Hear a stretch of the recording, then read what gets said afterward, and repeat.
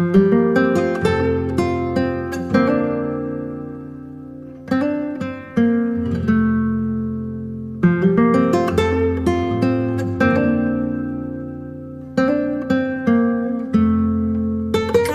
Universo Criativo, com Mônica Krüger-Rotter.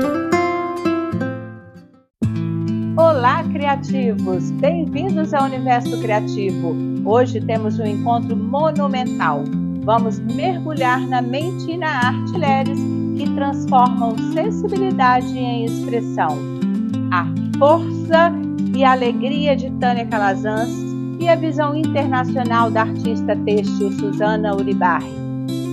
Prepare-se para mais um episódio de inspiração, aqui no canal Universo Criativo, este canal que tem por objetivo propagar a arte e a cultura.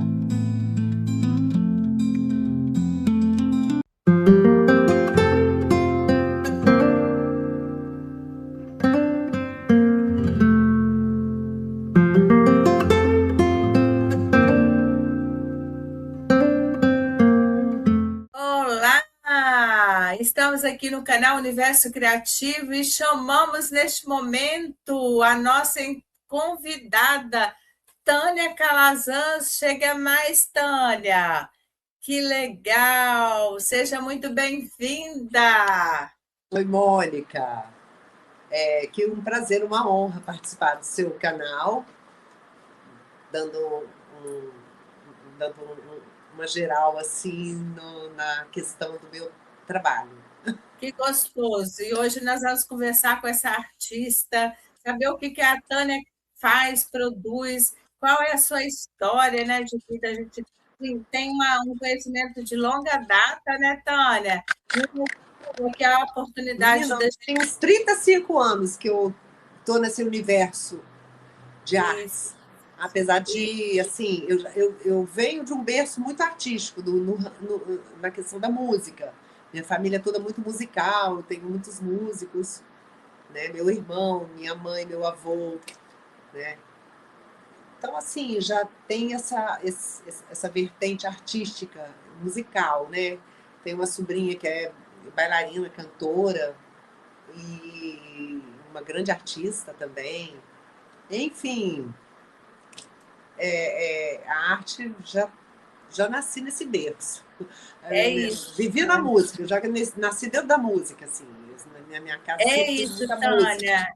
E eu falo sempre aqui neste canal, né, que tem por objetivo propagar a arte e cultura, que a gente traz assim, histórias maravilhosas e a gente quer muito te ouvir, né, em relação à sua produção.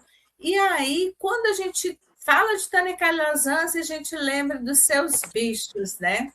E me fala nos fala um pouco sobre esses bichos imaginários, né? Como aparecem? Eles parecem nascer de um território entre o humano e o fantástico. Que memórias, afetos e inquietações, Tânia, costumam acender a faísca inicial dessas criações? Eu gosto de pensar esses bichos como eles são como reflexo da nossa própria humanidade, né? Mas ele tem uma pitada de magia, de fantasia, tem um quê de surrealismo, digamos assim, nos meus trabalhos, né?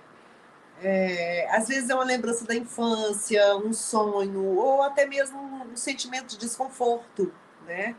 Algo que me incomoda também, né? Mas às vezes nem é sobre bichos, meus bichos. Tânia, e assim, é muito gostoso porque dá vontade de brincar, né, com essas formas. E quando você tem uma pegada lúdica, né? Tem uma pegada muito lúdica. As coisas foram muito... Meu trabalho ele é muito intuitivo. Foi uma coisa que foi acontecendo, né? Eu me lembro que quando eu comecei, eu fazia uns trabalhos enormes, né? Eu fazia trabalho abstrato, fazia trabalhos, pintura com terra, com muita textura, pintura matérica, né? Mas aí eu entrei para o curso de artes, já mais velha, o meu primeiro curso foi administração, eu entrei para o curso de artes e comecei a estudar história românica. Então, ali, aquilo, eu me encantei com aquelas iluminuras, era aquela doutora Elfriede, lembra? Nossa professora. Aquilo me encantava, aquela arte românica, aqueles bichos entrelaçados. E, por outro lado, eu já estava no mercado, quando eu entrei, já estava trabalhando, quando eu entrei para fazer arte, aí eu trabalhava numa galeria de arte contemporânea, mostrava fazia retrospectivas de clássicos e também clássicos locais, e também lidava muito com arte contemporânea, as conversas eram muito sobre arte contemporânea também. E ali, ao mesmo tempo que eu estudava arte românica, as iluminuras, né, os monges que faziam aquelas reproduções, e eu me deparava também com arte contemporânea. E aquela revista Bravo, folheando aquela revista, me deparei com uma instalação, uma imagem de uma instalação dele, de um artista chamado Peter Kogler, né? E eu me encantei com aquilo, eram formigas, né, no céu, no teto e tal. E esse aspecto, assim, externo, esse aí foi um aspecto externo que influenciou nessa questão aí de bichos, né? Eu fui me encantando pela forma. Eu via muito também o Kit Haring, né? Aqui eu via muito o trabalho as estampas do Marco Coelho Benjamin, o Benja, ele fazia umas estampas, vendia umas camisetas nos cursos, lembra? No festival de verão? Sim, Tinha sim. aqueles bichinhos, eu ficava encantada. Mas eu fazia e deixava escondido, eu tinha vergonha de mostrar. Um dia, e eu fazia aqueles trabalhos enormes, abstratos, aquelas telas enormes. Um dia, uma professora, Ana Luísa, me pediu para a turma levar o que você fazia e deixava escondido. E tinha vergonha de mostrar. E eu levei essas coisinhas que eu fazia, esses bichos. A menina, mas aí ela me deu tanto apoio para continuar a fazer isso e fantasiar. E aí eu me empolguei, me entusiasmei, fiz tanta coisa, né? Eu começava a desenhar aquilo. E recortava para, às vezes, assim, no intuito de melhorar o traço. Ficou muito grosso isso aqui. Aí eu achava que a forma estava boa, eu falei, não quero perder isso. Eu recortava, afinava o traço, ia jogando. Eu enchia caixinhas e mais caixinhas de desenho recortado, né? Aí, e depois eu ia remontando no outro suporte e formava uma nova figura, né? Daí um belo dia, eu enchia uma folha de desenho com canetinha nanquim preta, tudo preto, enchia uma folha, aí recortava tudo, aí fazia outra folha. Um belo dia essa folha foi, por engano, lá na UFES, na universidade, por engano, foi feito um xerox dessa folha de bichinho. Aí eu falei, gente, essa é uma possibilidade, eu não preciso ficar desenhando tanto, eu já posso, através da xerox, fazer isso. E fui enchi caixas e mais caixas. Então, Ana, e aí quando você traz essa questão do recorte, né, do desenho, da colagem, a pintura e as infogravuras, né, que é justamente essa possibilidade de xerocar, recortar e montar e brincar com essas formas, né, e dessas formas que convivem, né, em linguagens bem próximas, complementares, né? Como você percebe esse diálogo entre o gesto manual, né, do recortar, do colar, com os recursos tecnológicos dentro desse processo criativo? Eu acho que uma coisa ajuda a outra. Essa coisa da tecnologia, da arte digital, entrou no meu trabalho não para eu ficar demonstrando efeitos daquele programa, que aquele programa oferece. Não, eu tiro o proveito, eu uso ele como se fosse um pincel, uma tesoura, um instrumento de trabalho mesmo.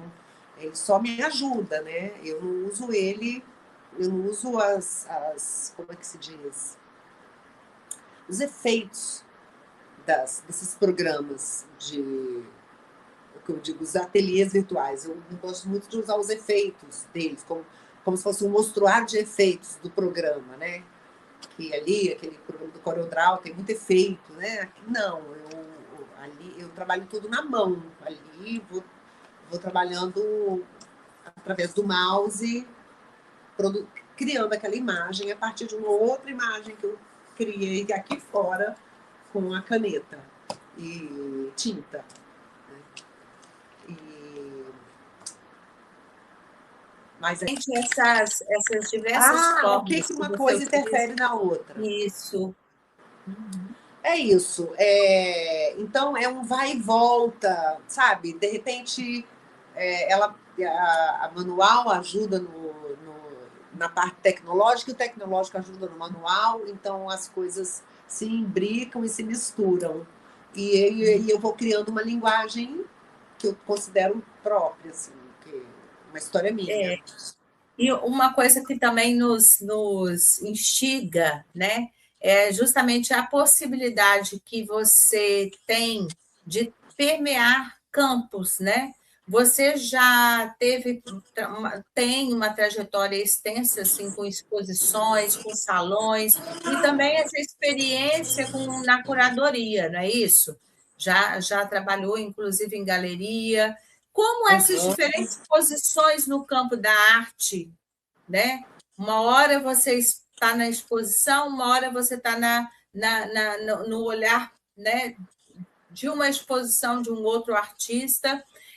Como essas diferentes posições no campo da arte se transformam e, ao mesmo tempo, transformam o seu olhar e a maneira como você constrói sua própria narrativa, sua própria obra. Ótima essa pergunta. Foi mesmo, foi muito enriquecedora. Gente, isso foi nos anos 90. Foi assim, não sei como que eu... Acho que se fosse hoje eu não conseguiria fazer tanta coisa como eu fiz nessa década, né, de 90. Trabalhar né, desempenhar esses vários papéis, né? Foi extremamente enriquecedor e, ao mesmo tempo que eu servia os outros artistas, que é assim uma coisa maravilhosa, e eu também aprendi muito. E também aprendi a situar o que eu queria, a minha história, né? A conclusão que eu chego é que quanto mais singular, a questão é o artista ser singular, contar a sua própria história, né? É isso. É uma diversidade enorme. Cada o artista se expressa mesmo de acordo com a sua vida. Então, você vê que tudo já foi feito, né?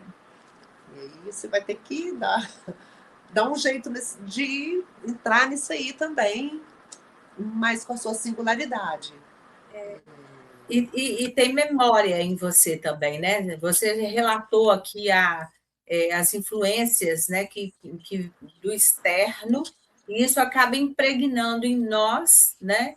E aí vem essas possibilidades diversas e esse brincar mesmo, né? Você sair do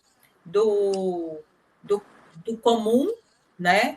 E partir para algo que estava ali guardado e brincar com essas formas, né? Eu acho que isso é maravilhoso, a condição. E que espaço lindo que você está. Fala para a gente, fala para esse público que nos assiste, né? De onde é Tânia Calazans? Né? A gente começou já falando da obra, agora a gente volta para o meio onde você está inserida. Que espaço lindo é esse que você se apresenta? Você disse tudo aí inicialmente. Bom, eu comecei trabalhando em casa, num quarto, assim, nos fundos. Depois eu fui para uma sala, né? Montei um estúdio, o Estúdio Arte Tânia Calazans. E hoje, na pandemia, eu saí dessa sala e vim para um apartamento residencial. A sala era aberta ao público, eu recebia. Aqui não, aqui já é uma coisa muito... não é aberta ao público. é uma coisa muito restrita. Eu trabalho na hora que eu posso também. Não é aberto ao público, né? E é um apartamento mobiliado. E assim, eu fui instalando o meu trabalho e meu local de trabalho, instalando, porque eu tenho uma galeria aqui na sala, né? E aí, na área de serviço, no quarto lá perto, fiz a produção, o lugar onde eu faço tinta, faço as coisas de textura.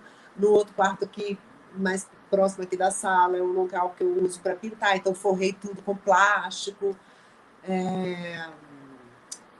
E é isso, baldinho de água para lá, baldinho de água para cá, tudo forrado. E penso que é temporariamente também esse apartamento ateliê, a parte ateliê. Mas é muito gratificante, né? Você estar no seu âmbito, você estar imergida no seu né? Nessa imersão do seu trabalho. Tânia, e assim, O bom após. aqui é que a gente fica segura, né? Você tem segurança. Você tem um apartamento, tem a garagem. Então, eu me sinto segura. Fico até mais tarde da noite, às vezes até madrugada aqui. Nesse sentido, é bom. Agora, eu acho, assim, um ateliê. O ideal é você poder, a sua visão abranger tudo que você está fazendo, desde a mesa de tratamento de textura, o tanque. É legal você conter tudo no mesmo espaço. Mas um dia, quem sabe? E quando você fala, né, e nesse processo de você viver anos dedicados ao ateliê e também ao ensino, o que ainda te move, Tânia? O que permanece como pergunta aberta dentro do seu fazer artístico? E a sensação que há muito ainda há muito que explorar, né? A arte é um processo contínuo de questionamento, experimentação e desafios. Os desafios sempre existirão. A gente está aí para isso. É isso. E aí a gente dá ênfase quando você está falando de você e do seu trabalho, a gente dá ênfase e te coloca assim numa amplitude aqui na tela e para que esse público, né, que nos assiste perceba através do seu ateliê, da sua obra que ilustra aí ao fundo desse momento, desse diálogo, essas figuras, né, esses bichinhos e esses bichos que dá essa pegada mesmo que a gente estava falando, dessa vontade de brincar, de como se fossem móveis, né, como se fossem.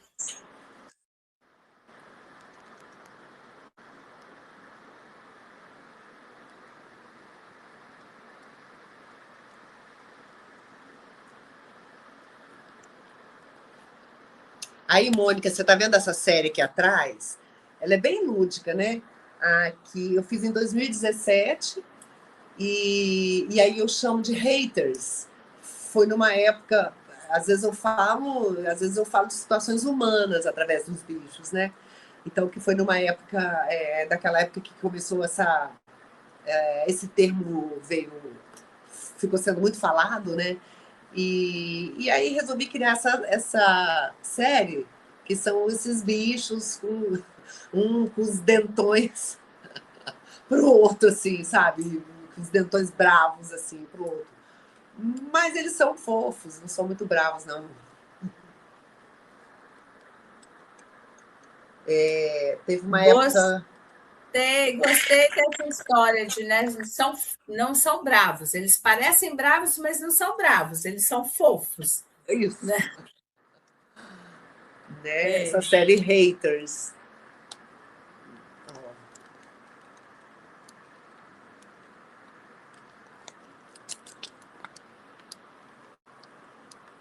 Muito legal, Tânia. Muito gostoso. Entrou uma capivara, um quadrinho de capivara. Porque um saiu da turma aqui e foi para outro lugar. Consigo ver detalhes, entendeu? Tá. Então, Tânia, aí a gente estava conversando sobre isso tudo, mas é importante falar da onde você fala, né? De que estado, que cidade, onde você está localizada? Eu moro e trabalho em Vitória do Espírito Santo. Meu ateliê é na Praia do Canto, num bairro aqui em Vitória, chamado Praia do Canto. Isso, sempre nasci, vivi, trabalhei aqui e continuo aqui.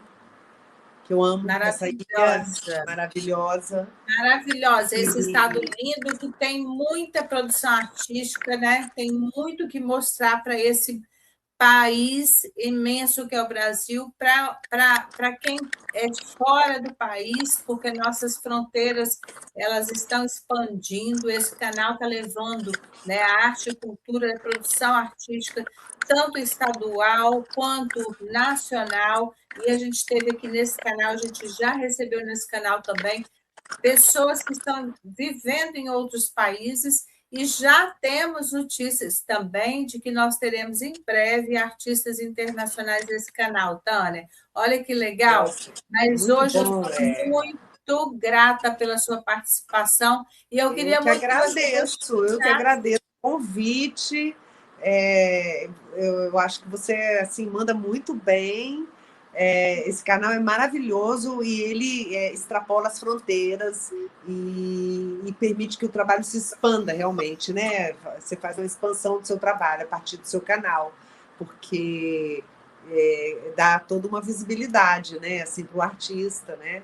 E pode falar, pode falar, né, da sua produção, eu creio muito da sua linguagem. É isso, eu creio muito que fazer o que a gente tem na gente internalizado, o que a gente gosta, né, e fazer para o bem, porque mostrar, né, o que nossos conhecidos, as pessoas que nós estamos conhecendo neste canal ao longo desse período, né? E Tânia, você vai estar no próximo catálogo, tá, do Universo Criativo.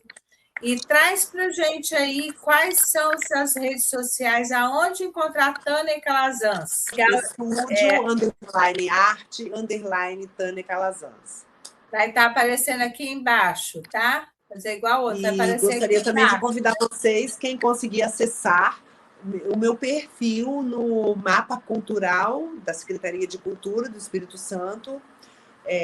Ali contém muita informação a respeito do meu trabalho, da minha trajetória. Eu convido vocês, quem tiver disposição e disponibilidade, para entrar e procurar no Google e entrar, aí vão conseguir ver melhor a respeito dessa minha trajetória. Tem muita coisa, tem imagem, tem texto, né? E tem vindo novidade aí, né, Tânia? Tem vindo novidade aí, né? O catálogo, né, que está em produção.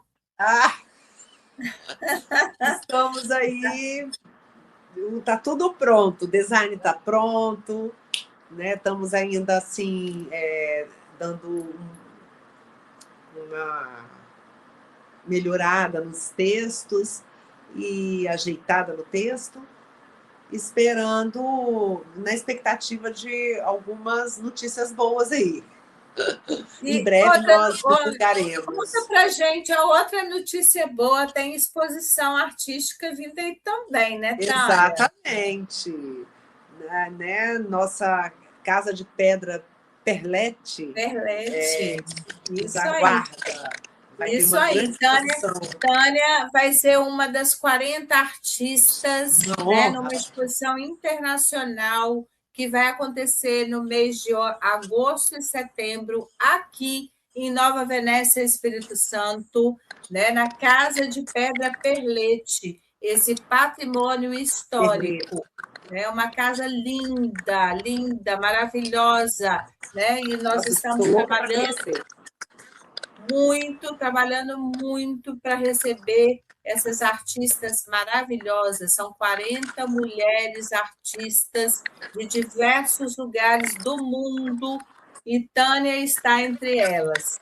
Uma honra, Mônica. Você não tem noção de como eu estou feliz de poder estar participando, ter sido convidada para esse evento nessa cidade aí maravilhosa. Eu já fui uma vez também a trabalho, montei uma exposição aí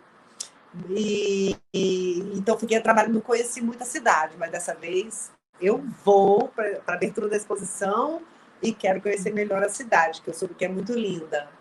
Ai, que legal. Muito obrigada, Tânia, que assim, que cada vez mais, né, a gente possa desenvolver esses trabalhos maravilhosos, artísticos, mostrar para esse povo, né, para a população, motivar para que mais pessoas produzam também arte, né, se inspirem nessas diversas possibilidades da arte. Um grande beijo, querida. Beijo, querida. Muito obrigada. Amei.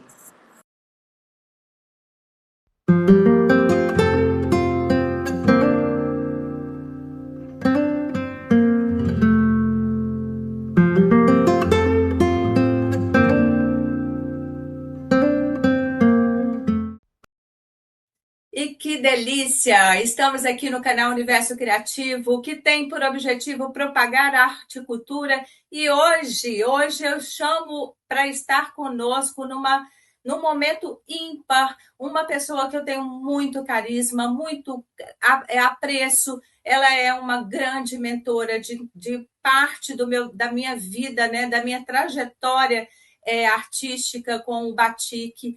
É a Suzana Uribarri. Bem-vinda ao canal Universo Criativo, Suzana Uribarri.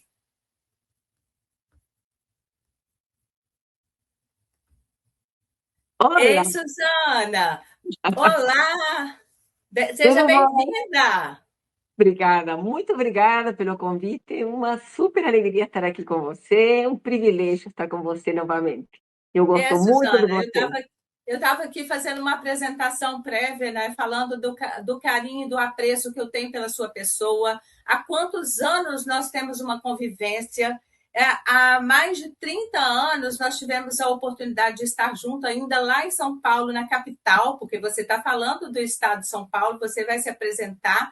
E desde então, né, a gente criou uma trajetória juntos e que a gente foi se rever, né, após a pandemia, num momento que eu precisava muito, muito de um guia, uma mentora, e você seria a pessoa, e assim foi. Suzana, seja muito bem-vinda a este canal, que tem por objetivo propagar a arte e cultura.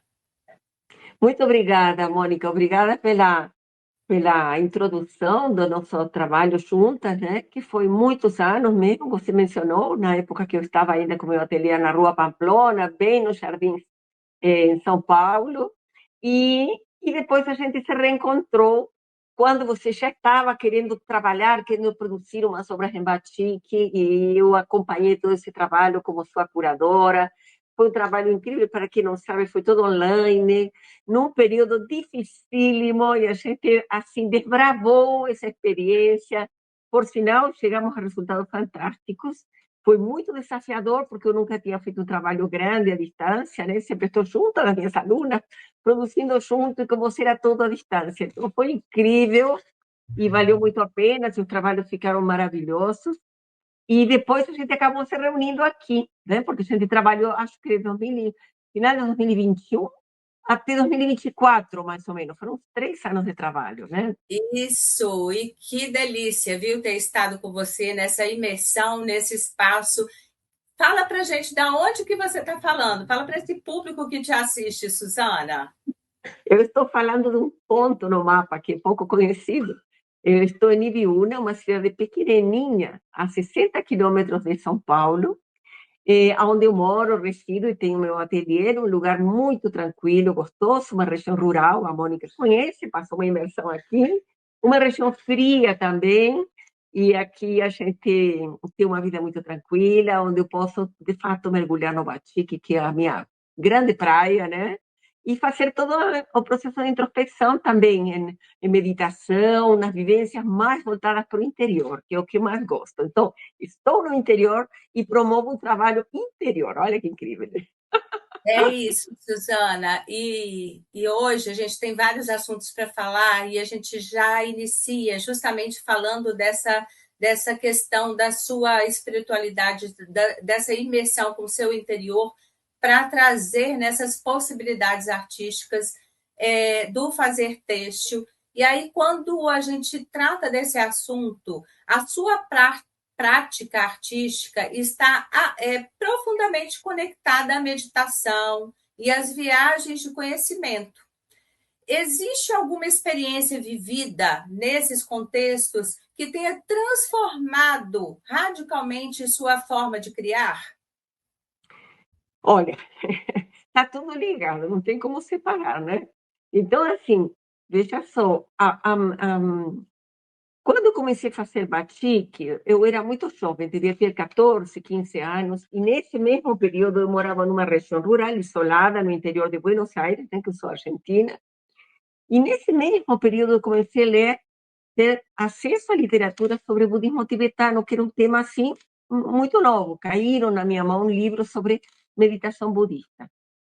E eu não sabia nada, nem de uma coisa nem da outra, né? Mas eu achei, me identifiquei muito com essa possibilidade de ir para dentro e conhecer como funciona a nossa mente, como é a nossa mente quando ela está agitada, cheia de pensamentos e cheia de emoções, e como que funciona a nossa mente quando ela está calma. E eu posso dizer que o mundo que vemos e o mundo onde habitamos depende diretamente dessa relação. E o batik tem tudo a ver com isso, embora eu no momento que eu comecei a fazer não sabia, né? O batik é oriundo da mesma escola, digamos, de pensamento, das mesmas filosofias que estão atreladas às culturas védicas, tanto da Índia, né, quanto do Nepal, Butão, Tibete, por onde o budismo e o hinduísmo se espalharam. Então, todo o sudeste asiático tem conexão com essas filosofias, né? E eu, quando comecei a fazer batik, eu não sabia disso, eu vim descobrir muito depois, né?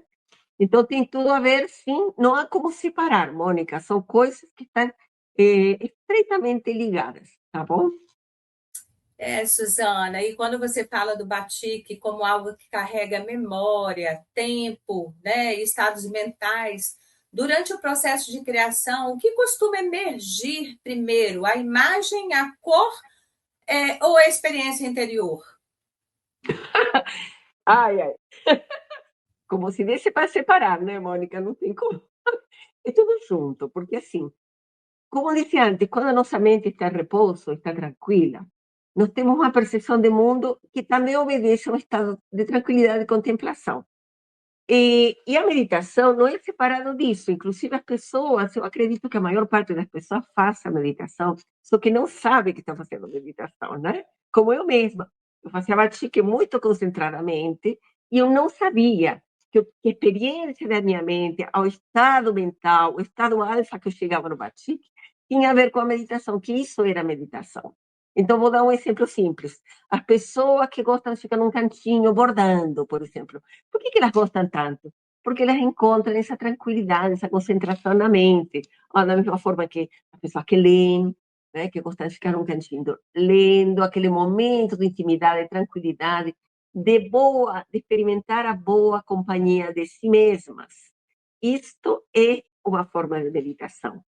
E o batik, na Indonésia, veja só, é uma arte destinada às mulheres. Tá? Originalmente era destinada às mulheres da corte do sultão que faziam batik. E o fazer batik é feito com um instrumento, olha, dá para ver aqui, bem? Pequenininho, de ponta fina, que se chama chanting, onde a gente faz pequenos pontos e desenhos miúdos. Esse tipo de atividade de fazer batik, né, era dado para as mulheres. Os homens faziam outro tipo de arte. Então, uma boa parte do que nós conhecemos do batik surge dos padrões que eram criados pela mente feminina. E a mente feminina não é uma mente linear, é uma mente circular e labiríntica. Então, os desenhos do batik da Indonésia são muito delicados e cheios de voltas e contravoltas. E fora que também, dentro desses padrões, existem, como posso falar, simbolismos, são padrões simbólicos, que têm linguagem própria, que eles simbolizam uma outra coisa. Então, basicamente, poderíamos dizer que os padrões da Indonésia são como se fossem ideogramas, né? e que para algum certo tipo de situação, como casamento, nascimento, são dados certo tipo de pinturas em batik com um certo tipo de padrão, entendeu? Então, a maior parte das pessoas ocidentais que tomam contato com batik depois não sabe disso, não conhece essa bagagem histórica que carrega toda essa memória, que é uma memória ancestral feminina. De modo tal que hoje eu, você, qualquer pessoa que pega um instrumentozinho desse e começa a desenhar, vai estar acessando coisas que as nossas mestras do passado, que são linhagens de mestras que transmitiram esse conhecimento, deixaram para nós. Qualquer uma de nós pode acessar isso.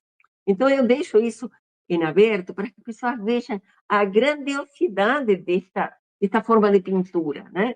E que são aspectos pouco conhecidos, até porque o batik tem alguma coisa de misterioso, porque é transmitido por transmissão oral, de mestra a discípula, como é em todas as linhagens de filosofias da Índia e do Nepal, é assim. E a arte também, né? Inclusive o batik está diretamente ligado à arte sagrada, pelo fato de conduzir a mente ao estado de meditação. E o que fazemos quando estamos com esse estado, disponível desse estado? Quantos starts, quantos insights a gente pode ter? E alguém precisa nos dizer o que fazer com isso. Então, o processo criativo do batik ele é muito complexo, muito especial, e eu não posso dizer exatamente por onde vem.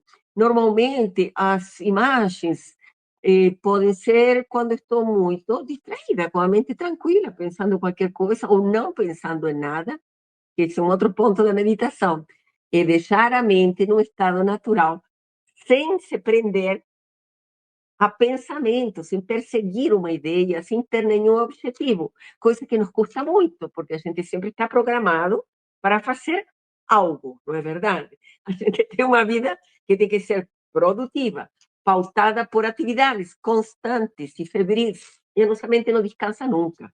Então, o batik é um estado, quando a gente para o carro, sabe, deixa a marcha assim, sem marcha nenhuma, onde você pode repousar. Isso é o estado de meditação. E isso é um estado que o Batik, eventualmente, quando a gente faz com bastante concentração, nos presenteia com esse estado tão bem. Não é legal? É, realmente, Suzana, o batik é isso, né? E quando eu falo que a nossa trajetória, né? Eu, há algum tempo, quando ainda cursava a universidade, quando eu quis seguir esse caminho, né? E ainda mais, tá, utilizando da cera em outros processos também, como a encáustica, e naquele momento indo a São Paulo, né? Estando com alguns artistas, mas sabia muito bem o que eu queria ao te encontrar, né? Levei, inclusive, pessoas junto comigo que tiveram a oportunidade de estar lá no seu ateliê na Pamplona. E essa retomada, né, da nossa estada juntos, juntas, né, realizando a série Sensações, eu intitulei justamente com essa denominação, né, Sensações, porque era um momento de muita interiorização, né, introspecção, mas de muita pesquisa, porque o seu trabalho ele demanda de muita pesquisa.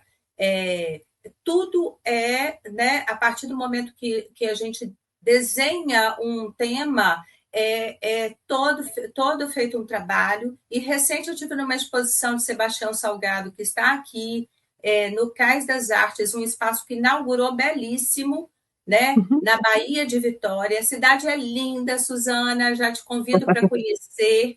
E está, né, tá num caminho fantástico, trazendo várias exposições. Nós estamos com Rembrandt no Palácio Anchieta, que é a casa do governador, e no Cais das Artes, Sebastião Salgado com a Amazônia. E lá eu pude ver vários dos trabalhos que influenciaram, né, alguns dos trabalhos da série Sensações, como fauna, como Povos. povos, né? Povos, Sim, isso. exatamente, porque essa exposição do Sebastião Salgado, que eu amo, né? Ele esteve aqui no período que nós produzimos suas obras, no Sesc Pompeia, e eu fotografei praticamente tudo. Eu tenho um acervo de fotos dele fantástica. E eu passei algumas das fotos que eu gostei muito para referências desse trabalho seu, porque justamente quando estávamos falando de povos, a gente tinha que ter em conta a enorme diversidade humana, etnográfica que o Brasil tem. E essa fantástica diversidade não poderia passar batido. A gente tinha que mergulhar em toda essa informação e trazer à tona. Então, acho maravilhoso ouvir que você tinha fotografado você naquelas obras que por fim chegaram a seu estado, né? E que maravilha que foi assim, né? Que Nossa, coisa e quanta boa. lembrança, né, desse É, momento de estudo e pesquisa. E quando a sim, gente fala de pesquisa, agora você está levando uma série de trabalhos de alunas suas, né, sim. alunas que têm feito trabalhos com você, com esse acompanhamento. E aí, quando a gente observa, né, essa transmissão de conhecimento no seu percurso, seja como professora, como mentora, e agora apresentando essas alunas nessa exposição em Buenos Aires, né? O que para você realmente se transmite no ensino da arte, da técnica do batik, o olhar ou o estado de presença ou tudo ao mesmo tempo? É, é verdade. Olha, são muitas coisas, mas é o resultado de um longo percurso mesmo, como você mesma está dizendo, né? De uma história de mais de 45 anos de trabalho aqui no Brasil, 48 anos fazendo batik. Então, quando a gente vai ver, é meio século, é muita coisa. E em tudo isso houve muito trabalho, a gente nem percebe, né? Muita coisa. E eu acho, você mencionou sobre as viagens de conhecimento, as viagens para mim trouxeram muito conhecimento também. Eu sempre falo que viagem é como uma pós-graduação. Quem faz uma viagem de conhecimento e mergulha nas culturas aonde surgem essas grandes fontes filosóficas que dão origem ao Batik, a gente vai constatando o pouquíssimo que sabe, o tanto que ignora, e o quanto nossa mente e nossas referências como artistas são limitadas, porque eventualmente a gente tem uma boa formação acadêmica, mas é sobre arte e cultura desde a ótica europeia. Então, isso ainda nos mantém numa condição como se a gente ainda não pudesse olhar com o devido respeito à nossa própria cultura, né? Então, quando a gente adentra nessas culturas, a gente vê que é todo um modo de vida, é tudo uma conexão completa com tudo. Então, minha vida também caminhou desse mesmo jeito, desde uma cidade pequena no interior de Buenos Aires, onde eu morava na estação do trem, e trabalhava lá e comecei a desenvolver os primeiros batiques, depois na Patagônia, onde eu passei meus primeiros anos depois que nos casamos. 50 anos atrás, a Patagônia era um deserto gelado, e eu tinha que mergulhar no batique, eu mergulhava no batique com total liberdade. Por isso que essa questão do batique e o de estar na própria companhia de si mesmo é muito legal para estar de bem com a vida. Então, quando vim ao Brasil, vinda da Argentina, eu trouxe o batik para cá. Não posso dizer que eu trouxe, porque havia alguns artistas que faziam batik também, mas não era conhecido nas artes plásticas. Então, a primeira exposição que eu fiz no, batik, no Brasil, em São Paulo, no SENAC, onde eu estava fazendo um curso de português, olha que incrível, né? Aí eu fui convidada, né? Eu mostrei meu trabalho para meu professor, e ele gostou muito, e aí me convidaram a fazer uma exposição. E a exposição era sobre o Brasil. A primeira exposição que eu fiz no Brasil, em 1983, chamava-se Brasil entre o passado e a realidade. Porque eu estava vendo esse Brasil que tinha toda essa história de ter sido um império, todas essas influências. Eu li Casa Grande de Sala para entender essa cultura, e eu passei tudo isso com a linguagem do batik. E daí surge que eu começo a fazer escola com batik, porque o próprio Senac me disse, olha, as pessoas amaram sua exposição e elas querem aprender, eles querem saber o que é essa arte que você faria um curso. Aí comecei a montar meus primeiros cursos no Senac. Então, dá uma olhada que volta, e hoje mesmo, levando, nestes últimos 3 anos, reencontrei com uma aluna que vai agora para Buenos Aires comigo, que foi da primeira turma do Senac. Então, eu estou contando toda essa história para mostrar a interrelação, o tecido, a trama que foi essa vida, onde eu fui plantando, e onde as pessoas me encontram 30 anos atrás, me reencontram agora, nesse momento. Então, quando eu vejo tudo isso, eu penso, nossa, que maravilha, ainda bem que eu não desisti, ainda bem que eu não morri, ainda bem que eu continuo a dar aula, né? E isso eu acho fantástico, né? Porque tem a ver com a minha realização como professora, como artista e também como pessoa, né? Porque agora, olha que engraçado, estou voltando para Buenos Aires para fazer uma exposição maravilhosa aqui, olha, da bossa ao tango. Oh, que lindeza! É um nome muito engraçado que surge justamente, né, dessa tentativa de aproximar as culturas, né? Justamente porque, como argentina, eu sei o que os argentinos amam do Brasil, né? Que é a música, a bossa, as praias, né? E, por outro lado, os turistas brasileiros, que está cheio de turistas brasileiros em Buenos Aires, o que eles fazem? Eles vão correndo para as casas de show para ver aquela paixão do tango, né? Então, a gente está trazendo esse olhar, assim, engraçado, até divertido, de aproximação das culturas, né? E justamente são 5 artistas que estão acompanhando esse grupo, né?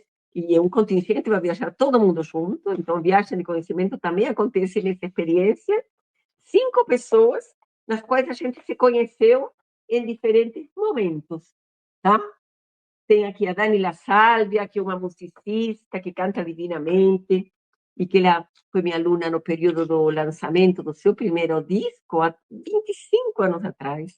Hoje, uma moça com uma carreira consolidada, que canta divinamente. Ela está apresentando um trabalho belíssimo, ela também é artista plástica. Estou indo também com a Elizabeth Saito, que é uma nipo brasileira, então estamos levando um Brasil que às vezes é um pouco surpreendente, né? Não é o Brasil mais óbvio, né? Que tivemos um trabalho lindo que a gente fez no ano passado, que levamos para a Bélgica, né? Depois eu vou te mandar fotos desse catálogo para você mostrar melhor. Isso. No Palácio Paz. O Palácio Paz é um lugar fabuloso, icônico de Buenos Aires, é um palácio enorme, onde morava uma família aristocrática riquíssima de Buenos Aires, que é a família de José C. Paz, que era o dono, um dos proprietários de um jornal famoso, o Diário La Prensa de Buenos Aires. Esse palácio, por vocês terem noção, ele é inspirado no Palácio de Versalhes de Paris. Então, gente, é uma coisa incrível. E nesse palácio acontecem muitos eventos culturais. E as exposições, que são muito bem curadas, é muito difícil estar nesse lugar. Portanto, é uma grande conquista. Eu estive agora em março fazendo uma exposição junto com mais 8 artistas argentinos, uma exposição só do meu trabalho, né? Eu apresentei uma série que se chama El Árbol de la Vida, que é em homenagem a toda a minha ancestralidade, meus pais, minha família, minha avó materna, enfim. E agora, então, eu vou acompanhada com uma turma de artistas brasileiras. E eu estou muito feliz, porque eu vi o resultado desse trabalho. A maior parte dos trabalhos foram feitos aqui, no meu ateliê. Estamos trabalhando duramente, desde outubro até agora. Finalizamos os trabalhos de Magali, que foi essa primeira aluna do SENAC, agora já nesta semana passada. E agora já estamos na fase de divulgação, enfim, da produção dos catálogos e tudo mais. Então, é Palácio Paz. Palácio Paz fica na Avenida Santa Fe, avenida icônica, em frente à Praça San Martín de Buenos Aires, número 750. E, Mônica, eu quero que você esteja na próxima, porque seu trabalho estaria, assim, maravilhosamente bem para essa exposição, e ele merece esse belíssimo passo. Eu Tá? agradeço imensamente o convite e claro que eu vou me organizar para tal, tá? Tá bom. Da mesma forma, né, nós estendemos um convite para a sua participação de uma exposição que vai acontecer em nosso município, né, num espaço que nós, eu juntamente, né, com a sua mentoria, né, representamos, que é a Casa de Pedra, naquele trabalho que eu intitulei História, né? Esse espaço, Suzana, ele é um patrimônio histórico tombado, né? Nós temos um grupo que está realizando ações em prol desse espaço e nós vamos estar trazendo uma exposição internacional com obras de mais de 40 artistas, agora mais eu posso dizer, porque nós já temos 41 artistas, né? Nossa, Que vão estar expondo nesse espaço sobre a curadoria de Almerinda Lopes, uma doutora na história da arte, que vai falar também na palestra vinda nesse período sobre a mulher na arte. Olha como que os temas se que conectam, legal. né? A gente Se está falando da conecta. feminilidade, né? Da mulher na arte, da representatividade feminina que é o batik. Seria também de muito, muito agrado, né? Quem sabe você aí também participando dessa exposição. Nós vamos estar com uma artista brasileira que mora hoje em Lisboa já há algum tempo, reinaugurando uma galeria naquele espaço, casada com um arquiteto que eu acompanho já há alguns anos, né, o trabalho de ambos. Eles falam muito sobre a afetividade, né, o amor no coração, que é a Jo Cortez, já Uhum, aceitou, vai estar conosco no canal Universo Criativo, já gravamos a entrevista, vai ser lançado agora em maio também, né? que bom. Porque o trabalho dela é muito, muito sensível, muito materno, mas ainda falando do seu trabalho e dessa trajetória linda com suas alunas, com as suas com quem pesquisa juntamente com você, falando ainda sobre essa exposição que reúne a sua história, as histórias das suas alunas, essa ponte entre culturas. O que este momento revela para você sobre o tempo, as sementes plantadas e o sentido do seu trabalho hoje? Revela muito, né? Porque acho que resume, de certa forma, toda a minha trajetória. E você sabe, Mônica, né, que a gente já tem falado muito isso, que a arte feminina, ou arte feita por mulheres, sempre foi considerada algo menor. Então, eu poderia dizer que a gente está mostrando algo completamente diferente, está mostrando que tipo de arte que a gente faz, né? Então, todo o meu trabalho foi sempre mostrar o valor do que a gente faz. Inclusive, vou até mostrar um pouquinho mais de perto esse trabalho, que é um dos trabalhos que eu vou estar expondo, né? Em Buenos Aires, que tem muito a ver com essa coisa da vegetação e das paisagens, da exuberância do Brasil, né? Então, revela tudo isso, todo o meu percurso aqui no Brasil, todo o meu amor pelo Brasil, o quanto eu sou grata a ter morado todo este período aqui, desenvolvido minha carreira, ter fundado meu ateliê, ter feito tudo que eu fiz, a inúmera quantidade de exposições que eu fiz, inclusive não só no Brasil, também em Portugal, na Dinamarca, agora, ano passado, na Bélgica. Então, a gente está se apropriando do que sempre teve, só que nem sempre teve um momento especial e abertura especial para nossa arte. Então, neste momento, eu diria que é uma coisa muito positiva ver nas bienais e em todo quanto é lugar arte têxtil muito em alta, ocupando o lugar que merece, né? E por todo o percurso, mesmo trazendo toda essa bagagem histórica do batik, a gente está utilizando o batik para contar e para narrar as nossas histórias, a nossa vivência. E isso é fantástico, porque é a plantação de sementes que vieram assim de muito tempo e que resumem toda essa trajetória, né? Então, eu tenho para contar muita coisa da minha vida na Argentina, porque eu fiquei aqui com toda essa, fazendo toda essa quantidade de coisas, e 45 anos de experiência não é pouco.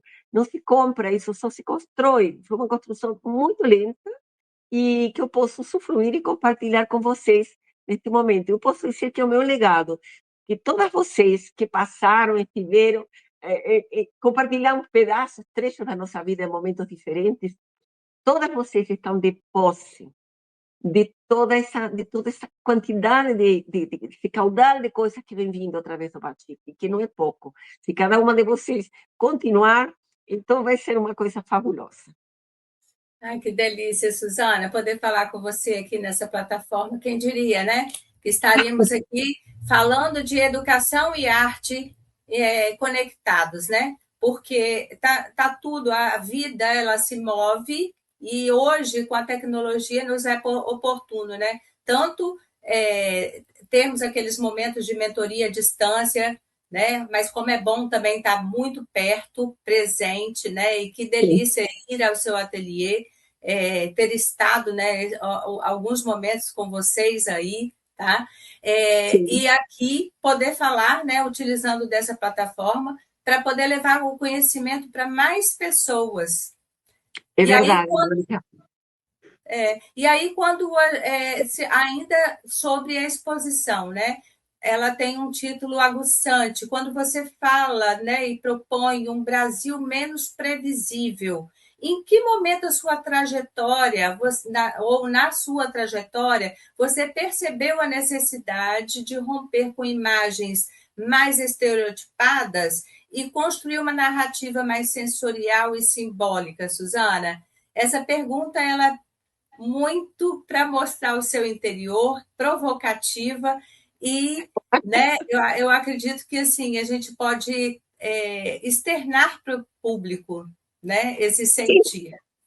é verdade. Olha, eu posso dizer que quase que eu poderia dizer desde sempre, porque o Brasil que eu retrato no Batik é um Brasil que sempre me surpreendeu, porque, assim, visto desde a Argentina, o Brasil é férias, é praia, é festa, mas eu vi um Brasil que, desde o início da minha carreira, era esse Brasil com uma certa dicotomia, né? Entre romper com um passado imperial, que parecia tão pomposo, e entrar num ambiente da modernidade. Eu vi o Brasil desde a cidade, com os focos de muita pobreza e focos de extrema riqueza. Eu vi um Brasil um, que escondia parte da sua população relegada para o lado externo, daí longe, longínquo do centro da cidade. Esse Brasil que eu vejo e que via é o Brasil de São Paulo. Provavelmente eu não conheço muito profundamente outros estados, já estive inclusive em Goiânia, em Salvador, em outras cidades aqui no Rio Grande do Sul, então, que pode ser que seja um pouco diferente, mas que faz parte de um histórico, né, que ainda não rompeu totalmente com marcas profundas, né, do seu passado escravagista. Inclusive, estava vendo uma exposição maravilhosa recentemente em Portugal, em Lisboa, onde eu estive em dezembro, uma exposição deslumbrante, estonteante sobre o Brasil, onde está mostrando a cultura indígena, onde está mostrando, sim, essa violência toda acompanhada desse calor humano incrível que tem o Brasil. Então, eu posso contar coisas da minha própria experiência humana aqui, onde eu posso dizer que eu fui muito bem acolhida, onde fui muito feliz, eu sou muito feliz no Brasil, e onde tenho muita coisa para mostrar e desconstruir a ideia principal de que aqui tudo é festa. Não é tudo festa, aqui é muito trabalho,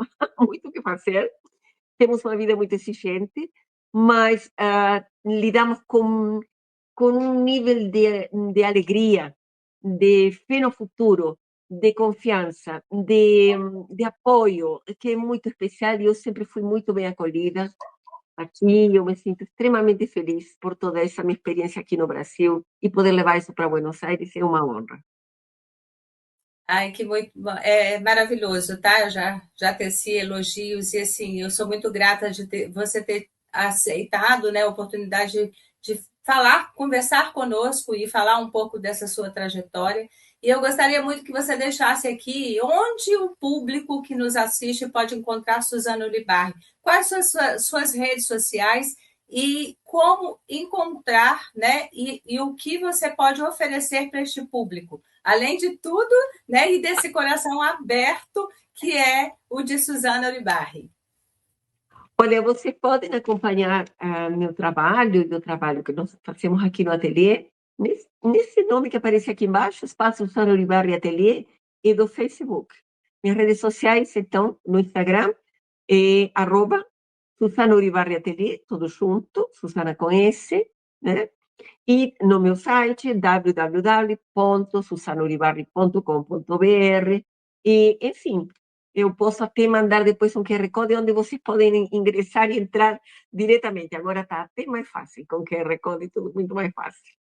Isso, e nós vamos colocar aqui, realmente já tem o nome, né? Espaço Sim, Suzana Ulibarri Ateliê, mas nós vamos colocar aqui também o link das redes sociais. Tá bom, sim. Suzana? Isso mesmo. Muito obrigada, Mônica. Foi uma enorme alegria falar com você. Espero que a gente consiga se rever pronto e em breve. E é isso, que continuemos todo esse caminho que a gente foi fazendo e junto e expondo e fazendo, abrindo mais esse caminho, mostrando muito mais as potencialidades da arte têxtil, né, que é um momento muito propício para que esse nosso trabalho ganhe o devido respeito, o devido espaço que merece.